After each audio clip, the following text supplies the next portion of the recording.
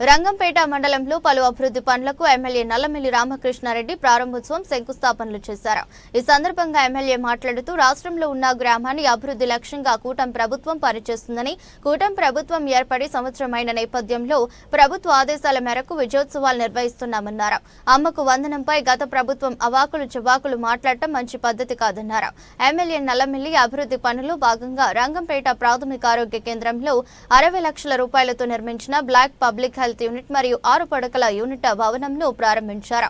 అలాగే 80 లక్షలతో నిర్మించిన 8 సీసీ రోడ్లను ప్రారంభించారు.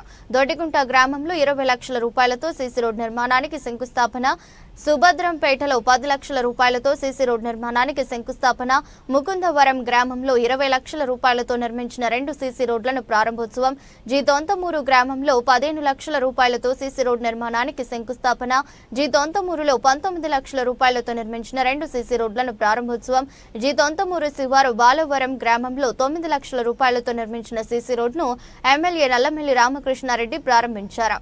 కార్యక్రమంలో టీడీపీ జిల్లా ప్రధాన కార్యదర్శి ఆళ్ల గోవిందు, టీడీపీ మండల అధ్యక్షులు వెలుగుబంటి సత్యబాబు, బీజేపీ పార్టీ మండల అధ్యక్షులు ఎం సాయిరాం, జనసేన పార్టీ మండలం అధ్యక్షులు గిరిజాల సత్యబాబు, రాష్ట్ర లీగల్ సెల్ కార్యదర్శి Neelapala Trimurthulu, ZP cooption member Lanka Chandranna, ZPTC Pepakayala Rambabu, MPTC Uddandrapu Srinivasarao, DCMS మాజీ vice chairman Pothula Venkataraju, BJP నాయకులు కొండెపూడి నాని, జనసేన పార్టీ నాయకులు కొండయ్య, మద్దిపూడి సత్య బాబు, మాజీ market vice chairman Adabala Venkatarao, Alchanta Venkatesh, Rangampeta గ్రామ సర్పంచ్ బలిరెడ్డి లక్ష్మీ దుర్గారావు, గిరిబాబు, పోతుల చిన్నికాపు, అనపర్తి రైతు ఉపాధ్యక్షుడు మద్దిపూడి సత్యబాబు, దూళ్ల ధర్మరాజు, బీజేపీ నాయకులు ఎం గుప్తా, టీడీపీ సీనియర్ నాయకులు గారపాటి రాంబాబు, కేతా సత్యబాబు, భీమా అర్జున్, వెంకన్న, ఎంపీడీఓ సాయిబాబు, మండల అధికారులు, కూటమి నాయకులు పాల్గొన్నారు.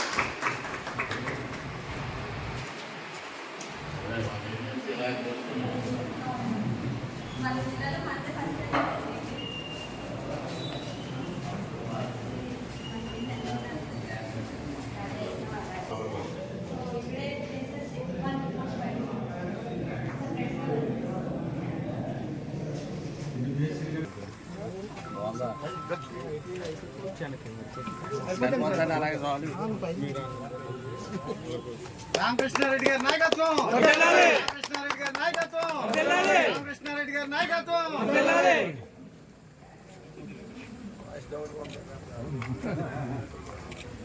నమస్కారం.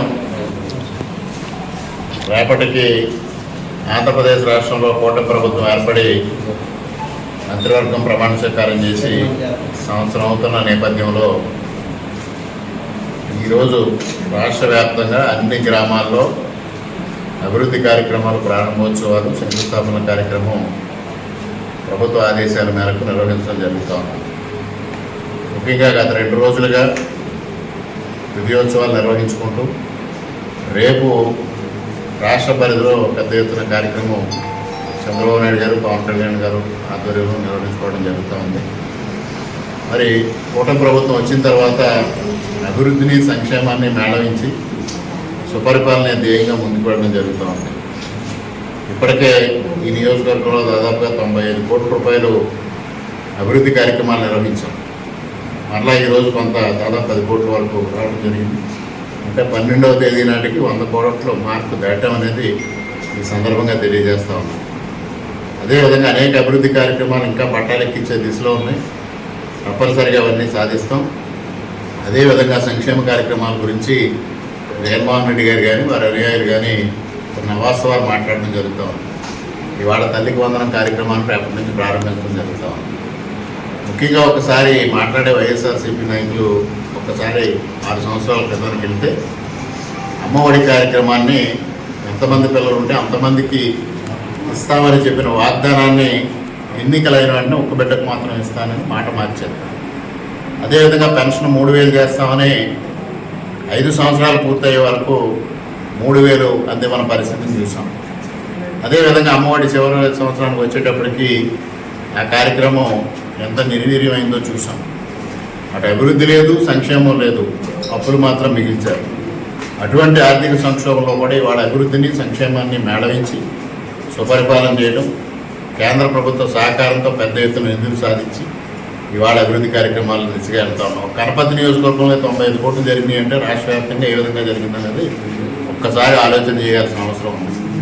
ఇప్పటికైనా జగన్మోహన్ రెడ్డి గారికి 1.0, 2.0 అనే మాటలు మర్చిపోయి ప్రజలతో ఏ విధంగా మమేకం కావాలి, జరిగిన తప్పిదాలపైన ఆత్మవిమర్శ ఏ విధంగా చేసుకోవాలి, దాన్ని ఏ విధంగా సరిదిద్దుకోవాలి అనే ఆలోచనతో ముందుకు వెళ్తాం సముచితంగా ఉంటుందని చెప్పుకుంటూ మరొక మారు అందరికీ ఏడాది పూర్తవుతున్న సందర్భంగా హృదయపూర్వకంగా శుభాకాంక్షలు తెలియజేసుకుంటూ ఈ ఎన్నికల్లో అత్యధిక శాతం ఓట్లు ఇచ్చి 94% రేటుతో గెలిపించడమే కాకుండా ఈ సంవత్సర కాలంగా అండదండలు అందించి సుపరిపాలన అందించడంలో భాగస్వాములైన ప్రజానీకానికి అందరికీ హృదయపూర్వకంగా కృతజ్ఞతలు తెలియజేసుకుంటూ ఉన్నాను.